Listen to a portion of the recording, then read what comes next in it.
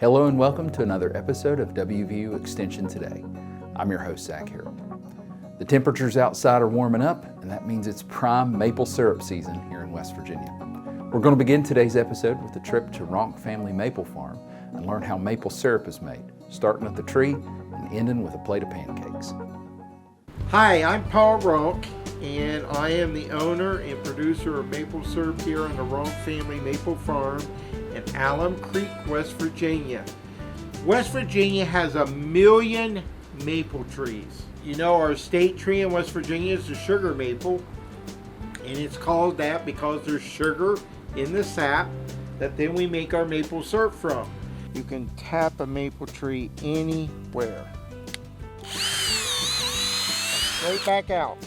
Just take a little stick, go in and clean that sawdust out.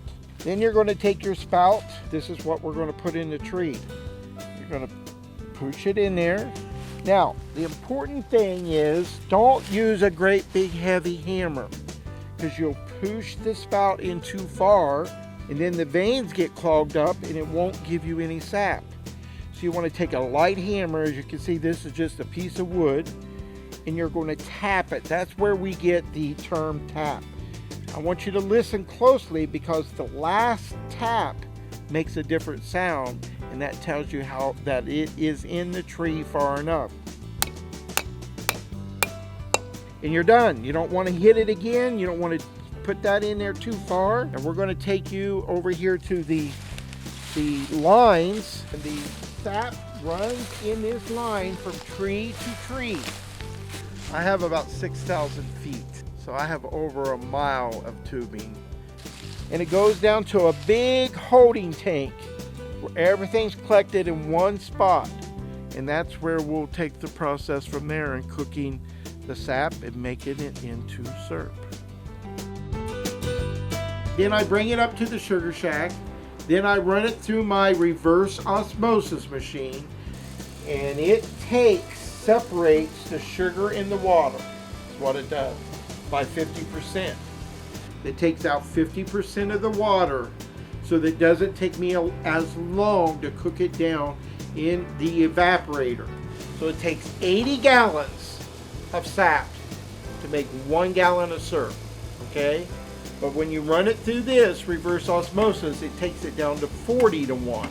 And then after we run it through this, then it's concentrated, and then we run it in this. Because the evaporator, what we're doing is evaporating the water off of that sugar, and it's leaving the sugar to make our syrup.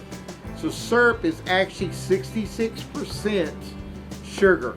It's not 100%. And the rest of that is water that's actually in that. Now, you notice there's 8 different chambers. When that sap starts to cook, it pushes the sugar forward. Like a maze. It literally goes like this. When it gets over here, it's pretty close to being done, which I'm going to show you how I know when it is done. This is called a hydrometer. We're going to test the syrup with this hydrometer. It tells me that when it is on that red mark floating in this container, that it is finished. Okay, when it's on that red line and it's floating exactly with the top of this is 66%. And so that means it's ready to draw off. And then after we do that, we run it through our filter press. It has special cloth that goes in there, and it pushes through there.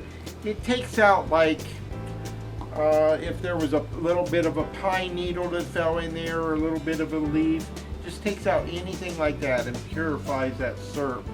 Then we put it in our bottler. Put that on, make sure the raccoons don't get it out. But yeah, there's syrup in here. Then you can see I have a temperature gauge here. I get it up to 185 degrees. I grab my bottles, put them underneath here, and fill them up. Put it on this spoon. Just take a big bite of that. The stuff you buy in the store, most of it is corn syrup. They take corn and boil it down and take the syrup off from it, and that's what you have to put on pancakes. It's very thick. Real syrup from a tree is not as thick as what you buy in the store, but it's much, much better for you. It's got a whole lot more minerals in it. Come and visit my farm anytime you want. You're more than welcome here at Ronk Family Maple Farm. The WVU Extension Family Nutrition Program teaches cooking classes to thousands of kids all over West Virginia every single year. But Family Nutrition Program initiatives also help the state's farmers. Let's take a few minutes to learn a little more about that.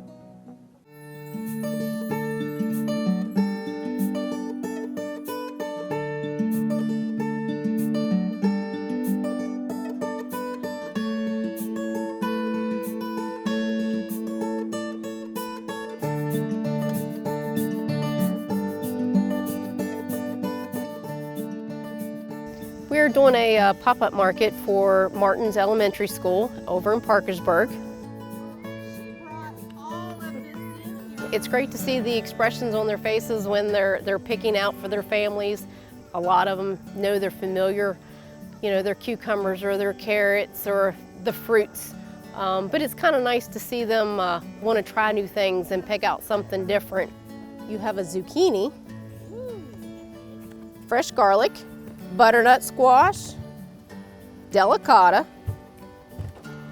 Anybody know what that is? Right, those are cantaloupe. They're called a sugar cube.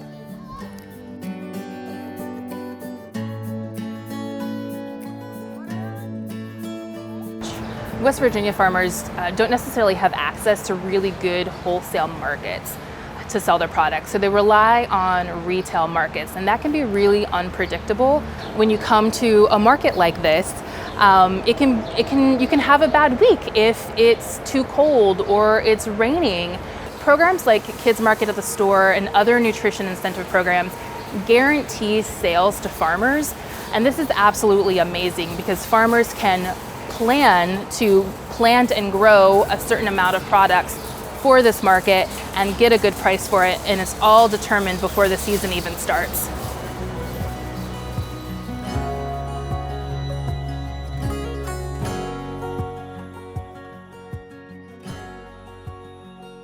You can see our peppers are starting to bloom and even starting to get some little peppers on them. And here we have our outside gardens. Everything is planted in plastic, and then we lay landscape fabric between our rows so that we don't have to come back and weed.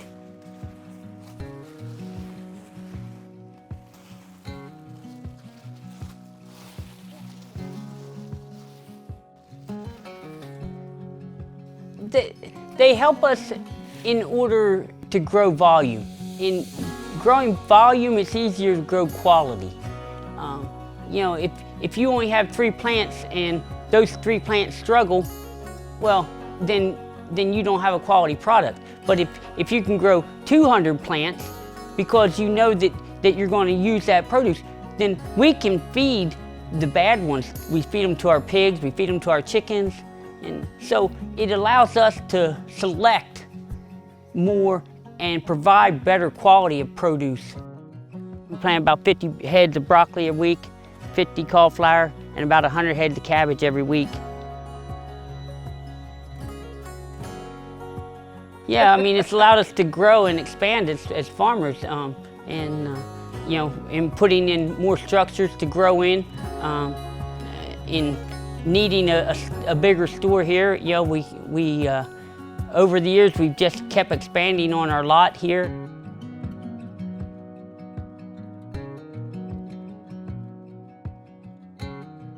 We wanted to give them a place that they could bring their product, whether it be their baked goods or their farm-raised beef. This money goes directly to our West Virginia farmers, and it's not going out the door to big grocery store chains, and it's staying in our local ag economy.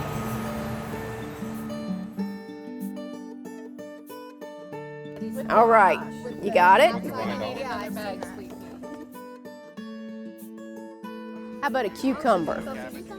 I just like to skin my cat. Oh, You don't have to grow on a large scale. I mean, yes, we grow on 25 acres, but we give and feed a lot more people than just here at these little pop-up markets.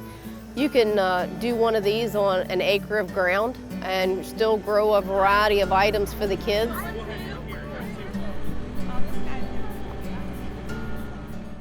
Now let's head to Camp Virgil Tate in Kanawha County, where Emily McCormick is going to teach us some enrichment activities to help your pup stay active, healthy, and engaged.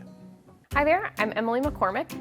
I'm a 4-H volunteer and a hobby dog trainer, and I'm here to talk to you today about dog enrichment. So every animal needs enrichment for their good mental health and physical health. And a lot of animals don't get exactly the enrichment that they need. So we're going to talk today about a few things that you can do with your dog at home to provide enrichment. And there's several different ways that you can do that. You can enrich your dog's life by taking them out into new environments, allowing them to smell. A lot of dogs really, really love to smell well and smelling different things, right? So taking them on nice long strolls where they can sniff. We call those dog-led walks, right? You can also provide food enrichment, which is primarily what we're going to talk about today. So I have a whole bunch of assorted stuff with me today. One of the more popular options are these commercially available, usually they're called puzzle feeders. So these often come with little pieces and parts. You can see I've got a lid here. You just load kibble into that, put your lid on. It wobbles, so your dog has to kind of knock those kibbles out. There's some other options too. We've got, rolly ones. These come generally in different levels, right? So you might have a level 1, a level 2, or a level 3. If your dog has never done puzzle feeders before, you want to make sure that you start with level 1, right? These much, much easier puzzles before you try to move on to more advanced puzzles. There are also different options for slow feeders. So you can see this one, you just dump the kibble straight in, and it slows them down a little bit. These are great if your dog eats really, really, really fast, right? We want them to enjoy their meal and savor it, just like you would as a person. If they eat too quickly, it can cause digestive problems and upset. So there's a couple other ones. You can see here I've got another little wobbler. And a lot of people really enjoy kind of these stuff-it feeders, right? So they generally have some kind of hole here at the bottom. And you're going to want to fill that with just about anything. Peanut butter is always a great option. You can use canned pumpkin as well. Make sure that it's 100% pumpkin and not pumpkin spice. And you can also put kibble in the bottom of this and some tasty toppings, right, like that peanut butter on the top. Another popular option is these lick-it mats, right, or some variety thereof. You can see they've got nice little grooves on there. I like the ones with the suction cups on the back, so that way you can kind of stick it down in place and your dog doesn't have to chase it around the room. And a lot of dogs really, really, really enjoy chewing. So you can find tons of commercially available bones. You also have pig's ears or other animal products. Those are great. But I also love introducing some veggies in my dog's diet. And I love not having to waste food. So you can see I've got some celery here that's kind of limp. I wouldn't want to put it in my pot roast, but you'll find that a lot of dogs really enjoy shredding. That's another common activity. If you get the newspaper or you get those kind of junky, spam mailing magazines are really, really great for shredding too, so long as your dog's not going to eat them. And so basically what we're doing with all of these options is replicating what dogs would do in the wild to get their food. And that's why a lot of dogs find it so enriching, right? It fulfills a natural need. And sometimes you'll find that filling those natural needs will eliminate some other nuisance behaviors, right? Like shredding your carpet, for example. Especially if you offer something every now and then like cabbage. I have a dog that loves to shred cabbage or like the outer leaves on a chunk of lettuce. And then there also are some DIY options we can do too. So you see I've got a muffin tin here. This one's really great if you don't have a lot of these commercially available feeders. You can definitely make your own enrichment and your own puzzles. So with a muffin tin, for example, you could take and fill it with your dog's kibble and set tennis balls in the top. You could also wad up some newspaper to stuff those in the top of those muffin tins and let your dog kind of sort and figure out the puzzle. Old towels are another great way to use some items around your home and enrich your dog's life. You can see this one is very well loved. But my favorite thing, if you're looking for something similar to those puzzle feeders, is you can fill kibble and put kibble in some of these boxes. And this can just be old boxes around your house. You're gonna nest them together and your dog will kind of sort and try to pull things apart to get all those kibbles out. Paper towel rolls are another really great way to do that. I like to actually take the little toilet paper rolls, put a few kibbles in there and kind of fold at either end, right? And it makes a lovely little puzzle that they have to figure out. If your dog gets frustrated with that, you can also try cutting some holes in a longer tube, like a paper towel tube, and again, fold those ends in. That way, as they roll the paper towel around on the ground, some of those kibbles fall out, and they can kind of hunt for their food, if you will, that way. Another really popular option is to use a towel, and you can actually take an old towel, drop some kibble in there, you can roll it up, you can tie it in little knots, right? Kind of wad it up, let your dog sort and sniff through that. And some people really love, they're called snuffle mats. It's usually like a fleece, they've got little fleece ties on them. You can stuff kibbles down in that. If you don't have one of those, you can see I've brought a bath mat with me. You can kind of jam some kibbles down in there and feed it to your dog as his usual meals. So there's plenty of ways that you can add diversity to your feeding your dog to enrich their life and really make them happier and healthier pets. I've got Ruger here with me who's going to demo our last puzzle, which is our nested boxes. So for this puzzle, I just took some empty boxes that I had lying around the house. I put some kibble in there. I've also added some newspaper for a little extra difficulty here. So, and I'm going to seal the end of the box. And I'm going to let him go ahead. And this is so much fun to do at home, you know, hours and hours of endless entertainment right there. When we isolate them for 8 hours while we're having to work or otherwise, they enjoy having a nice break from that. So that brings me to a couple of safety things. You should always, always, always supervise your pet if you're giving them enrichment. So never leave them alone with any of these items, especially if you've got a young puppy who might chew on things or tend to ingest them. You also want to make sure that if you're allowing your dog to eat something like these very lovely chunks of celery, that they're in big enough bites that they either can't fit them in their mouth entirely, or you'll want to chop it into small segments so that way they're not a choking hazard. If you choose to offer a commercially available chew like this, make sure you pick a size, again, that's big enough that the entire thing can't fit in your dog's mouth. Once they chew it down, sometimes you'll find that it gets to a length where it might become a choking hazard. Purchase a new one and swap it out for the old one, so that way you're reducing the risk of choking for your pet. If you have a multi-pet household, you're going to want to make sure that you separate pets while feeding them or giving them enrichment or treats like these.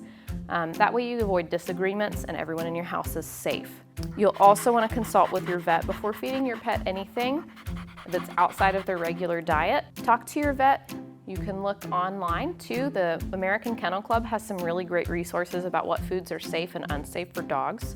And make sure that you're avoiding toxic foods like chocolate, avocados, most nuts, those types of things. So always make sure that you're providing safe enrichment and definitely make sure that you separate any children as well. So if you're feeding your adult dog, your puppy, your older dog, make sure that your kids are somewhere else.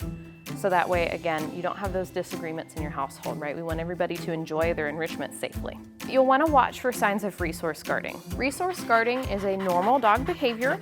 As a matter of fact, people do it too, right? Have you ever gone to get French fries and your significant other or someone in your household is, ooh, let me have some of those. We do the same thing, right? We pull it away, we say, no, it's mine. Dogs are prone to doing the same thing. If you notice your dog resource guarding, you'll want to make sure that you get in contact with a certified animal trainer who uses positive reinforcement to address that behavior. Even though it's a normal and natural dog behavior, it can be dangerous, and we want to make sure that everybody in your household is safe. Thank you so much for joining me today. I hope you're able to do some of these projects for your dog's mental health. And remember, when you keep your dog healthy, you keep yourself healthy. Take care. We always end our episodes with a trip to the kitchen and a tasty treat.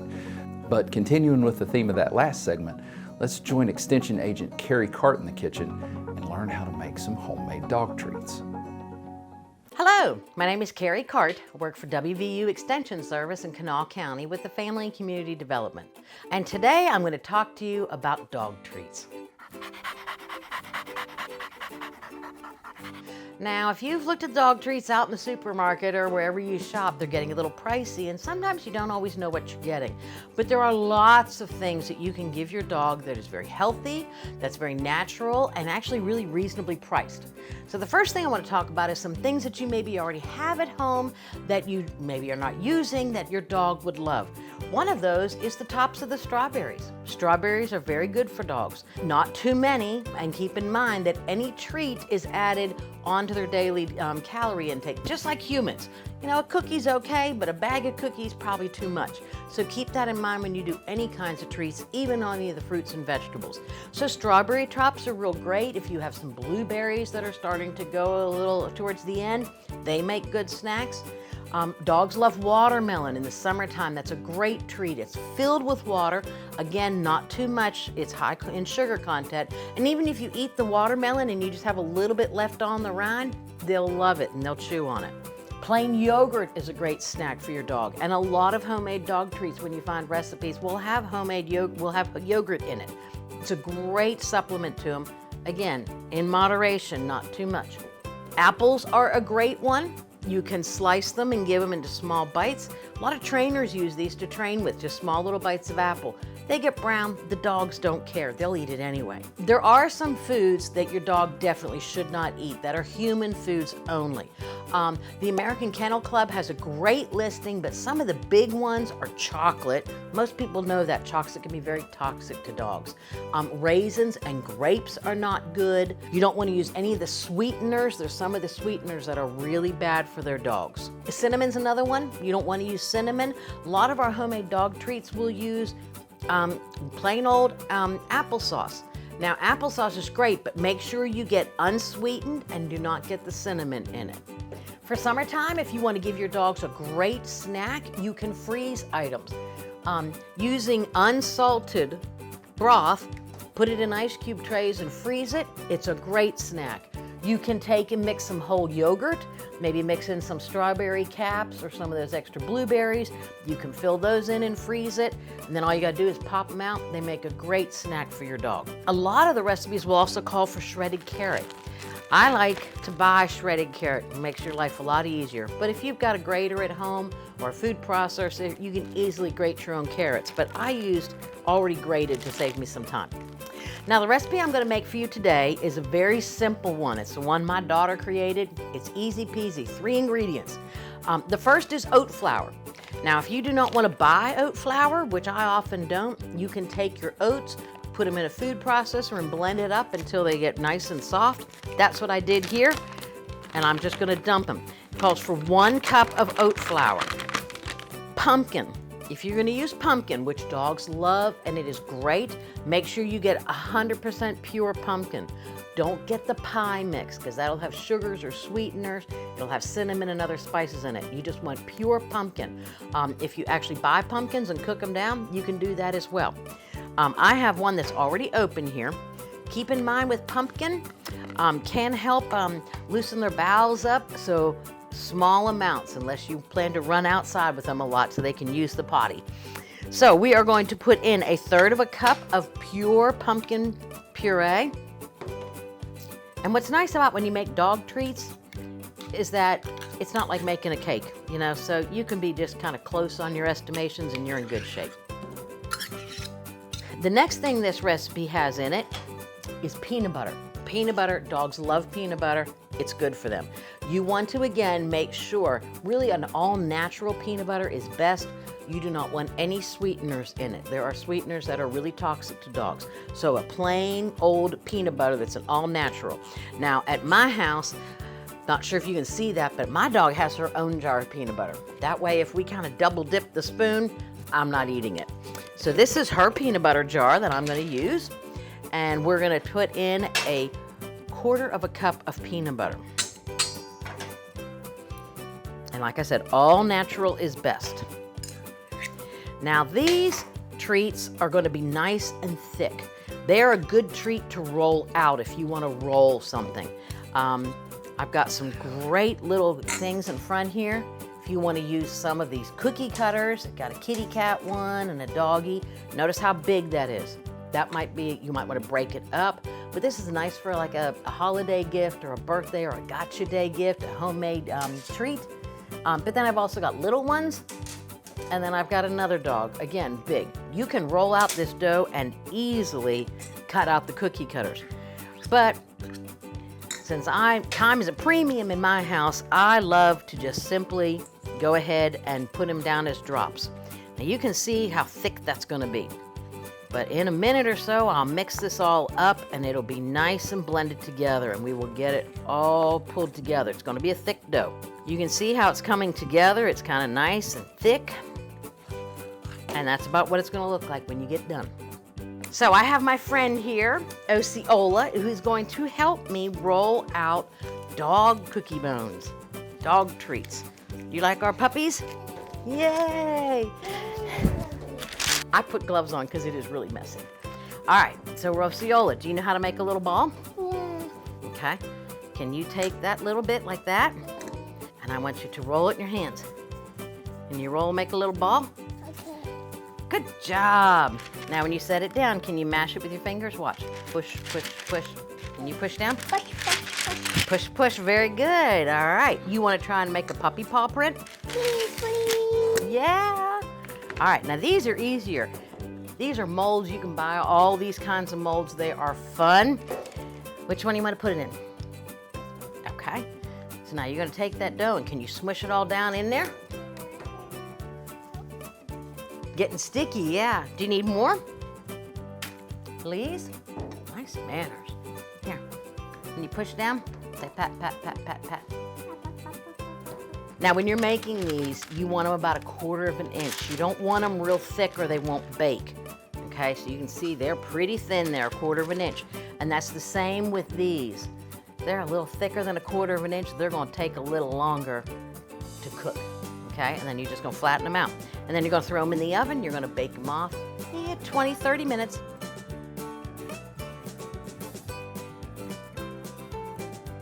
So we bake those for about 30 minutes in about a 300-degree oven. You want to bake them until they get nice and solid, okay? But yet they're still easily breakable. You want to set them out. Yes, please. These are the baked ones. Now if you look, see, we made a nice pretty doggy. This one's the other recipe. And it's got applesauce and carrots in it, which is a good choice if you have somebody in your house that's allergic to peanuts. We made our dog print molds. Don't they look good? Yeah, the doggies love them. The doggies love them, yep. We're not gonna feed all these to the dogs, are we? Yeah. At one time? No. You wanna take some little treats for the doggies to go eat? Okay. Thank you, ma'am, I appreciate you. So if you're looking for a great thing to do at home with your grandkids or your kids or even just yourself, this is a wonderful alternative to buying homemade treats. They are very appreciated by dogs. The dogs love them. Enjoy. I know those are for dogs, but I don't think it would take a lot of convincing to get me to try one. Thank you for joining us for another episode of WVU Extension today. Hope you've enjoyed this as much as we have, and we hope you'll join us right back here next time.